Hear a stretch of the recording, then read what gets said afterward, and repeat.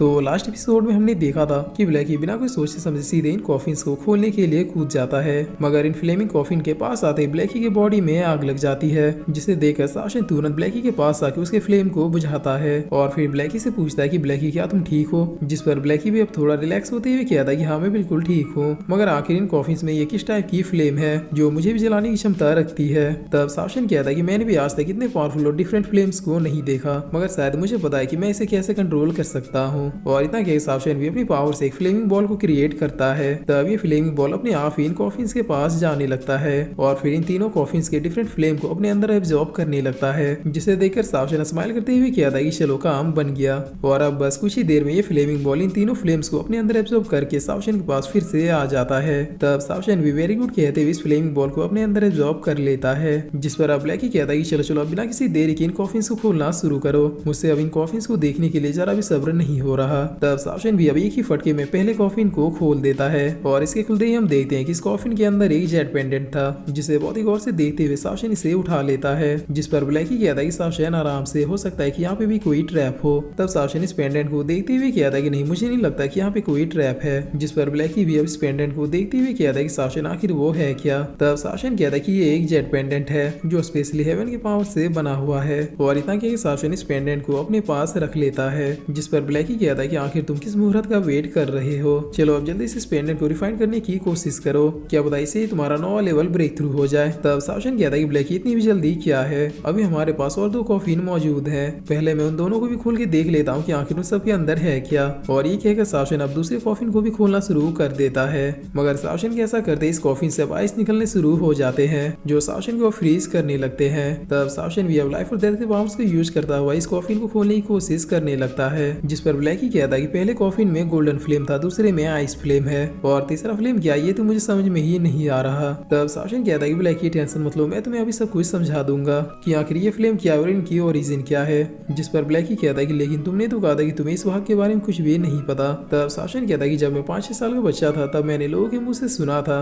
कि ancient time में 3 God level के सुप्रीम एग्जिस्ट करते थे, जिनके पास नेचर के 3 एलिमेंट्स को कंट्रोल करने की क्षमता थी, जिसमें से जो पहला सुप्रीम था वो फायर को कंट्रोल कर सकता था, दूसरा वाला आइस को कंट्रोल करता था, मगर इन दोनों से अलग जो तीसरा सुप्रीम था उसे तो लोगों ने साक्षात गॉड का ही दर्जा दिया था, क्योंकि वो सुप्रीम अपनी पावर से नए नए वर्ल्ड को भी क्रिएट कर सकता था, इसीलिए लोग उसे क्रिएशन गॉड भी कहते थे। तब ब्लैकी थोड़ा शौक होते हुए कहता है कि क्या भला कोई सुप्रीम किसी वर्ल्ड को क्रिएट कैसे कर सकता है, जिस पर साशन कहता है कि इसीलिए तो एंशिएंट टाइम के सुप्रीम्स को गॉड कहा गया है, मगर मैंने कभी एक्सपेक्ट नहीं किया था कि आज मैं अपनी आंखों से उन लोगों के कॉफिन्स को देखूंगा। और फिर साशन आगे बताते हुए कहता है कि सुप्रीम के बारे में रूमर्स तो ये भी है कि सुप्रीम ने अपने एंशिएंट टाइम में बहुत सारे वर्ल्ड्स को क्रिएट किया था जो हमारी दुनिया से बिल्कुल अलग था, और इस सुप्रीम का सबसे फेवरेट वर्ल्ड जो इसने क्रिएट किया था वो एक पर्पल प्लेनेट था जिसमें कई इटर्नल सुप्रीम बीइंग रहते थे, मगर आज इनकी कॉफिन को देखकर मुझे नहीं लगता कि ये सारे रूमर्स सच होंगे, क्योंकि इतने पावरफुल बीइंग का ग्रेव इतनी आसानी से तो यहाँ पे अपेयर नहीं हो सकता। और अब तभी साशन किसी के प्रेजेंस को फील करते हुए कहता है कि ब्लैकी को ये आ रहा है, जिस पर तभी हम देखते हैं कि यहाँ पे कुछ सुप्रीमों का एक पूरा ग्रुप ही आ जाता है और इस ग्रुप में बुल सुप्रीम भी मौजूद था, जिस पर अभी आगे खड़ा सुप्रीम साशन को देखकर उसका मजाक उड़ाते हुए कहता है कि बच्चे तुम भला यहाँ पे क्या कर रहे हो, क्या तुम यहाँ पे एंशिएंट टाइम के सुप्रीम्स के ट्रेजर्स को लेने आए हो, अगर हाँ तो चुपचाप अब यहाँ से निकल जाओ वरना हमें बेवजह तुम्हें मारना पड़ेगा। तब साशन अपने स्टाइल में कहता है कि कुत्तों का झुंड तो सुना था लेकिन आज लकड़बग्घों का झुंड पहली बार देख रहा हूँ, जिसमें लकड़बग्घों के अलावा कुछ गधे और बैल भी मौजूद है, जिस पर अब इतना सुनते ही बुल सुप्रीम को समझ में आ जाता है कि ये पर्सन और कोई नहीं बल्कि साक्षात फिजिकल सुप्रीम लॉर्ड है। इसीलिए बुल सुप्रीम अब बहुत ही ज्यादा डरते हुए सुप्रीम से कहता है कि बिग ब्रदर मेरे ख्याल से हम लोगों को यहाँ से निकलना चाहिए। तब ये सुन के ये सुप्रीम कहता है कि आखिर तुम्हें हो क्या गया है, भला तुम कब से इन छोटे मोटे बच्चों से डरने लगे, जिस पर बुल सुप्रीम कहता है कि बिग ब्रदर मेरी बात मानिए, इससे पहले कि बहुत ही देर हो जाए हमें यहाँ से चुपचाप निकल लेना चाहिए। तब ये सुप्रीम बहुत ही ज्यादा हंसते हुए कहता है कि आखिर इस बच्चे में ऐसा है क्या जो इसे देखकर तुम्हारे पसीने छूटने लगे हैं, देखो अब मैं किस तरह से तुम्हारे सामने इस बच्चे को खत्म करता हूँ। और फिर ये सुप्रीम साशन से कहता है कि बच्चे अगर तुम्हारे पास कोई हैवी ट्रेजर है तो तुम उस ट्रेजर को मुझे देकर अपनी जान बचा सकते हो, वरना तुम मेरे हाथों से मरने के लिए रेडी हो जाओ, जिस पर साशन कहता है कि लकड़बग्घे क्या तुम्हें लगता है कि तुम मुझे टच भी कर पाओगे। तब ये सुप्रीम अब हंसते हुए कहता है कि आजकल के बच्चे भी ना ठीक से जवानी फूटती नहीं कि खुद को फिजिकल सुप्रीम लॉर्ड ही समझने लगते हैं, जिसे सुनकर साशन अब अपने ऑरा को बाहर निकाल लेता है। तब ये देखकर बुल सुप्रीम तो अब डर के मारे पसीने में ही नहा लेता है और फिर बुल सुप्रीम बहुत ही ज्यादा कांपते हुए कहता है कि बड़े भाई आपने बिल्कुल सही कहा, सामने जो पर्सन खड़ा है वो कोई बच्चा नहीं बल्कि साक्षात फिजिकल सुप्रीम लॉर्ड है। तब इतना सुनते ही सुप्रीम भी फट के अब फ्लावर हो जाती है और फिर ये सुप्रीम अब सदमे में जाते हुए कहता है कि मजाक करना बंद करो, ये फिजिकल सुप्रीम लॉर्ड नहीं हो सकता, जिस पर साशन कहता है कि फाइनली तुम लोगों ने मुझे पहचान ही लिया। तब ये सुनकर बुल सुप्रीम अब अपना माथा पीटते हुए कहता है कि कि आखिर वो कौन सी मनहूस घड़ी थी जब मैंने इन लोगों के साथ यहाँ पे आने के लिए मान गया। अब पक्का ये जल्लाद किसी को भी नहीं बख्शेगा। जिस पर ये सुप्रीम अब अपने मन में सोचते हुए कहता है कि मुझे अब अगर अपनी जान बचानी है तो फिर किसी तरह से यहाँ से निकलना होगा, लेकिन उसके लिए मुझे पहले इसका ध्यान बटाना होगा। और यही सोचकर ये सुप्रीम अब नाटक करते हुए कहता है कि भाइयों किसी को भी डरने की जरूरत नहीं है, वो अकेला है और हम लोग इतने सारे, इसीलिए चलो तुम लोग उसे चारों तरफ से घेरना शुरू करो, मैं तब तक अपने एक पावरफुल अटैक को क्रिएट करता हूँ। तब इतना सुनते शासन अपने पावर्स का यूज करते हुए इन दोनों सुप्रीम्स को छोड़ के बाकियों को बस पल भर में ही निपटा देता है। जिसके बाद शासन इन दोनों के पास आते हुए कहता है कि अब तुम दोनों का क्या ख्याल है। तब बुल सुप्रीम सीधे घुटनों पर बैठते हुए कहता है कि फिजिकल सुप्रीम लॉर्ड प्लीज हमें माफ कर दीजिए, हमें आपको पहचानने में बहुत ही बड़ी भूल हो गई। जिस पर ये सुप्रीम भी अब बहुत ही ज्यादा घबराते हुए कहता है कि फिजिकल सुप्रीम लॉर्ड हमें एक चांस और दे दीजिए, हम आपके नौकर बनने के लिए भी रेडी है। तब शासन बहुत ही गुस्से में सीरीज का सबसे लेजेंडरी डायलॉग मारते हुए कहता है कि तुम इस लायक नहीं हो कि तुम मेरे नौकर बन सको। और इतना क्या कि शासन अपने बस एक ही पंच में सुप्रीम को भी खत्म कर देता है।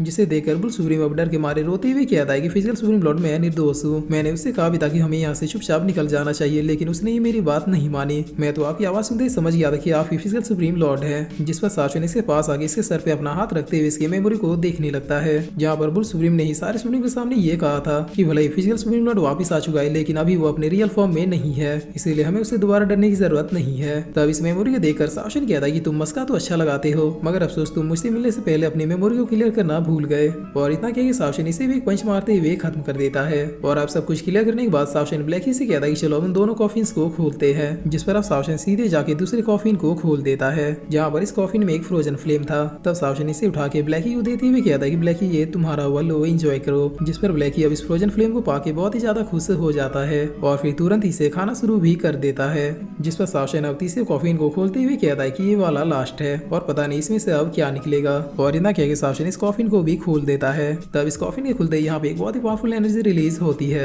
जिसे फील करते हुए शासन कहता है कि क्या सच में ये वही है। और फिर शासन इस कॉफिन में देखते हुए कहता है कि ये सच में लाइफ ट्री है, जो एंशिएंट टाइम का one of the most rare treasure है। और सोने पे सुहागा तो ये है कि इस लाइफ ट्री में टोटल 9 लाइफ फ्रूट्स लगे हुए हैं। जिसे देखकर ब्लैकी पूछता है कि शासन क्या इस लाइफ फ्रूट को खाने से कोई पर्सन दोबारा जिंदा हो सकता है। तब शासन कहता है कि नहीं, ये ऐसे काम नहीं करता है, मगर मैं तुम्हें बाद में दिखाऊंगा कि आखिर इसका यूज क्या है। और ये कहकर शासन इस ट्री को अपने पास रख लेता है। जिस पर ब्लैकी कहता है कि शासन ध्यान से देखो, उस कॉफिन में और कुछ भी है। तब शासन भी कॉफिन में देखते हुए इस चीज को उठाने लगता है और उठाते हुए कहता है कि ये स्टोन तो मुझे किसी टाइप का सीक्रेट पजल लग रहा है, जिसे मुझे बहुत ही केयरफुली सॉल्व करना होगा। जिस पर ब्लैकी कहता है कि शासन तुम्हें क्या लगता है इस स्टोन में कोई सीक्रेट छुपा होगा। तब शासन कहता है कि हाँ, हो भी सकता है, क्योंकि ये एंशिएंट सुप्रीम के कॉफिन में मिला है, इसीलिए इसमें कुछ तो खास बात जरूर होनी चाहिए। और अब शासन इन तीनों कॉफिन के सामने ग्रीट करते हुए thank you so much seniors कहता है। और फिर शासन ब्लैकी को लेके लेट्स गो कहता है। जिसके बाद इधर हम देखते हैं कि दूसरे हिस्से में जितने भी सुप्रीम्स के कॉफिन थे, उसमें से सारे सुप्रीम्स अब धीरे धीरे अपने अपने कॉफिन से निकलने लगते हैं।